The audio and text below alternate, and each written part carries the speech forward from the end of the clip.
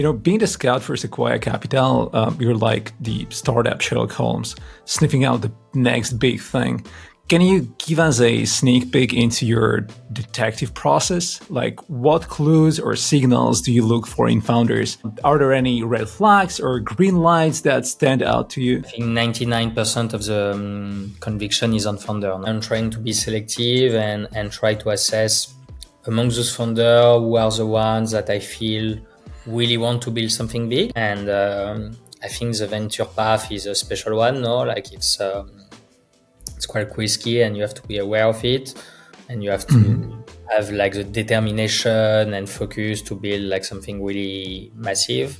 And I try to feel that in people.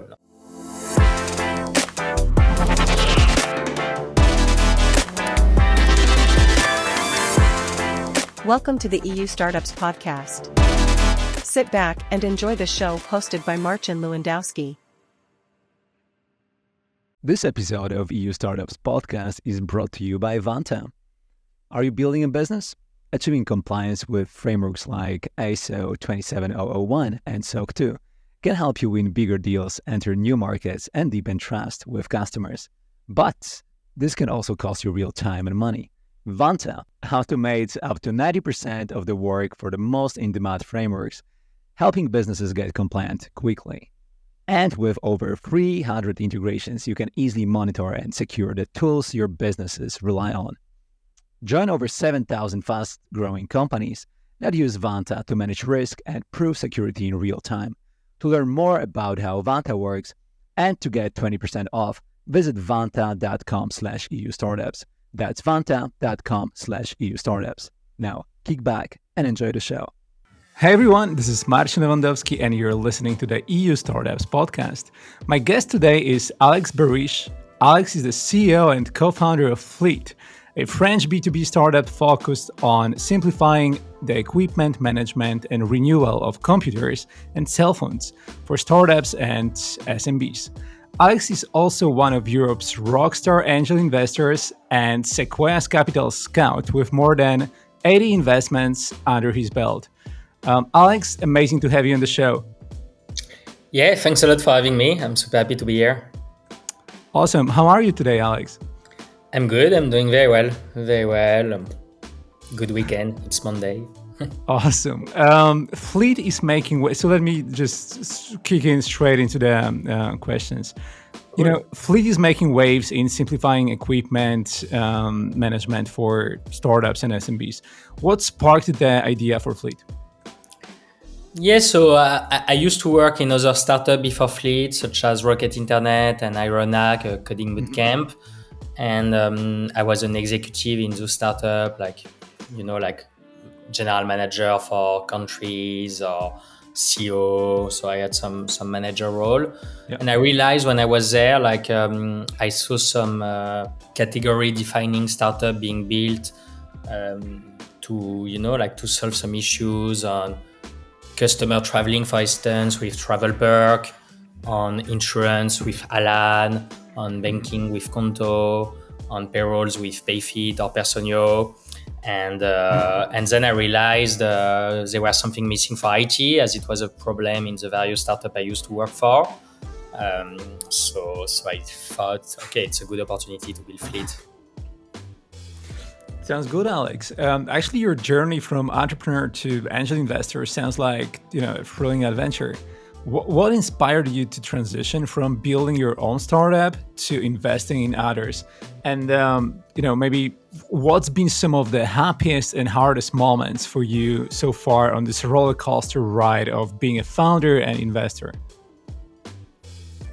Yes, so I started angel investing even before launching Fleet. To me, angel investing is a passion because I really love to be surrounded by entrepreneurs, meeting entrepreneurs. I think it's a privilege to be at the first day of a journey and meet very ambitious people and listen to their vision and what they want to achieve.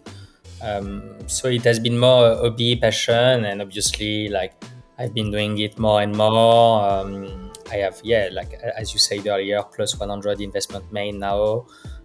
So obviously I've professionalized a lot my practice now, but it started like a hobby and passion, and it has developed to something a bit more professionalized now, but I still do it by passion.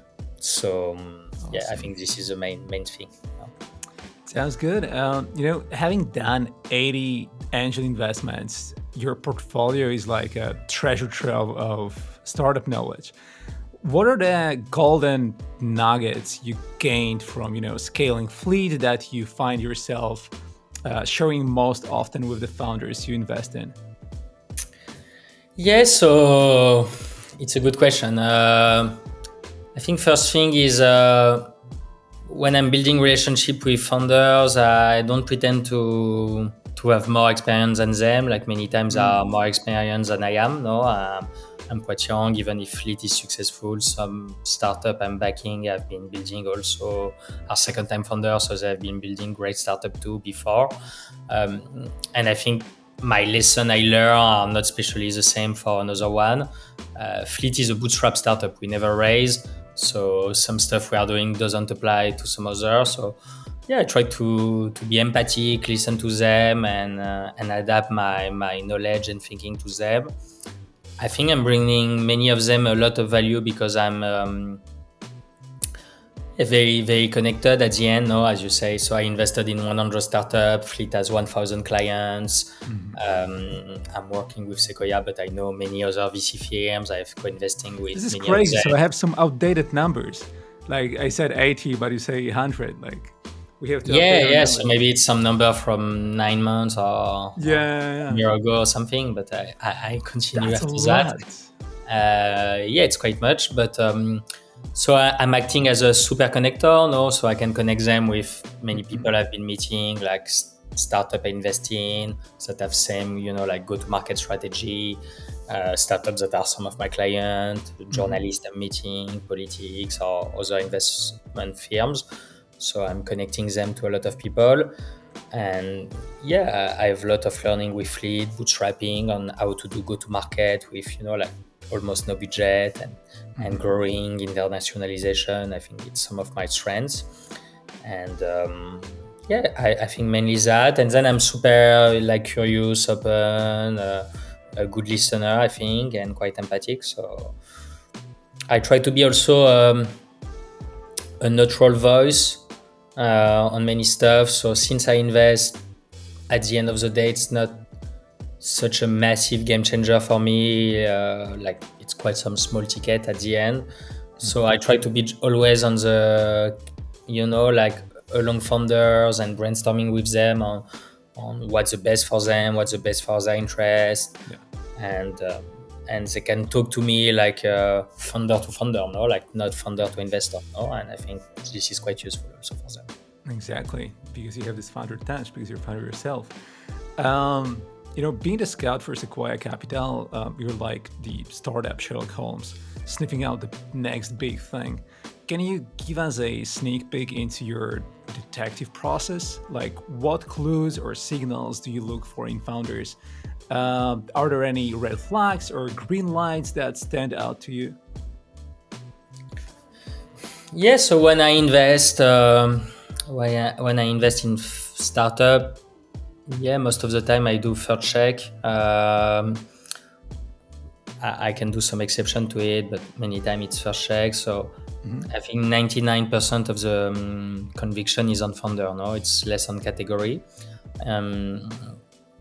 Obviously, I try to focus on categories that I think are scalable and can produce venture output, meaning like can be scalable and become a billion-dollar business at the end. So it's more SaaS, fintech, today more AI.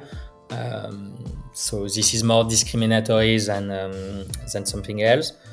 And then I really try to focus on the founders themselves and their quality. And yeah, I do a lot of people that are second-time founder or ex-executive or like unicorns or stuff like this. Right. And then even among them, I'm trying to be selective and try to assess among those founders who are the ones that I feel really want to build something big. And I think it's not something obvious. And I think the venture path is a special one, no? Like it's quite risky, and you have to be aware of it, and you have to have like the determination and focus to build like something really massive. Um, and I try to feel that in people, no? Like, do I feel really like they're ready to be really long term, stay there for 15 years, and try to build something massive, because it's what generate return in venture, no? Also called like the 100%. power law, you know? Yeah. So, Alex, imagine you're running an angel investor school. What would be your top 3 lessons learned from your investments, and how have they shaped your perspective on investing? Yeah, so so there's a few, no? Like one of them I think is first of all, I think it's good to when you start as an angel investor, to build some deal flow and not invest in everything you receive. No, I think it's one of the first learning. No, when you start, obviously you know, like you can get excited by everything and learn to say no. No, so I think investing is about a lot of no for one yes. And also, obviously, when you start, you have less qualitative deal flows than later on, no? So be selective from directly, no?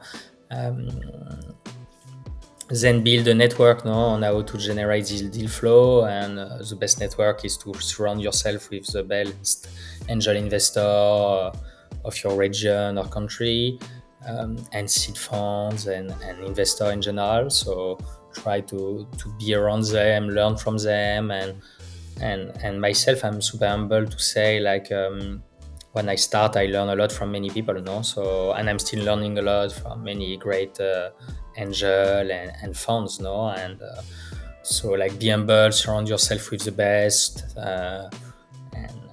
And third thing is try to create value, no? Like, try to create value to the other investors that send you stuff and to the investment you make. I think, like, you have an unofficial NPS, like people talk of you outside and say, oh, is this guy useful or not? Should I send him some stuff? Should I invite him in my deal or not? If he invests in my startup, will he create value? And they ask each other this, no? So when you manage to enter a good one, try to create as much value as possible, and then people will speak among them and say, oh, yeah, this guy is really useful, so I should continue giving him some deals, and vice versa, no? Got it. Alex, with over 80, now over 100 angel investments, you must have some amazing stories to share. Can you tell us about a startup or startups that you've backed and, you know, they particularly impressed you, or, you know, what made them stand out from the rest? Yeah, you know, it's like hard to choose like one, or like even few. Yeah, the normal answer is I love all my children the same, no? So you Exactly. shouldn't be showing like you prefer one versus another one, no? So yeah, it's a difficult answer to make. Like I've made a lot and I'm excited by many. And I think also like the beauty of this is like you might be super excited by one when you invest and then it doesn't go so well, or you can be less excited by one and then it go amazing, but then it can go bad again. So it's a very long journey. So I know from experience that what I would say today would be wrong tomorrow, and etc. No, like what I would say tomorrow would be wrong in 3 days. No, so yeah, it's difficult to say more on one than another. No. Cool. You know, like, as a founder yourself and a scout for Sequoia Capital, you have unique insights into the startup ecosystem. What trends are you currently seeing in European startups that you're excited about, and you know, where do you see the most potential for growth? Yeah, I think Europe is it's a very exciting place lately. It has some challenge to overcome, I think, from my perspective, but it's still very exciting. I think we are at a stage in the ecosystem where there is quite some investment and quite some good fund investing. No, so capital is less a bottleneck than it used to be. Um, Talent is not a bottleneck anymore, also because we have many talented people that used to work in Silicon Valley and come back to Europe, and there have been a lot of successful startups in the last couple of years who has some alumni like launching new startups today. So like we have a good quality of talent, good quality of engineer, people that have seen scale, either from the valleys that are back in Europe or from Europe directly in some unicorns, and we have a few. So yeah, talent and capital are less bottleneck. I think there is also some very ambitious founders that want to build some stuff that are meaningful more and more, and this is exciting. I think one of the challenge we face is it's two things I would say. One is internationalization. I think it's obviously more challenging for a European startup to internationalize itself in many countries. At Fleet, we are now opening. We have a French company. We open in Spain, in UK, in Germany. Just those four markets, if you sum them, it's still less than the US, but it's still four legal entity, four language, four content. For agreement with local financial partners. So it's a lot of work to internationalize yourself when you are European, and Europe is not yet one single market. And to build a world leader, you have to internationalize yourself. While I think American startups benefit from having a very large market they start from. Like a Californian startup, just California is GDP of France, but then it can go to Texas, it can go to New York, and it's at the end, if they dominate US, it's already bigger than Europe or similar to Europe in terms of GDP, and then they can go to Europe. So I think internationalization is a challenge. And then I think there is so far not enough M&A and IPO in Europe, so exit and liquidity for European venture is a challenge also. Let's see how this evolve.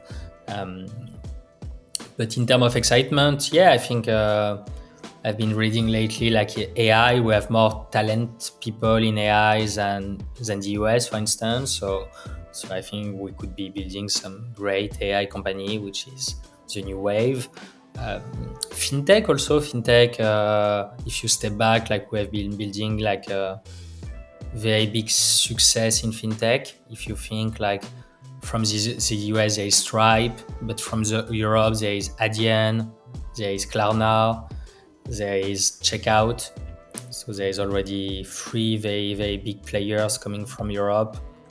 And so maybe fintech is a vertical where there is more bigger startup in Europe versus the US. So let's see now. Sounds good, Alex. Being based in Paris, you're at the heart of the European startup ecosystem. If you were hosting a party with 3 tech legends, past or present, who would be on your guest list, and what would be the main course of conversation? Yeah, so it's a good question.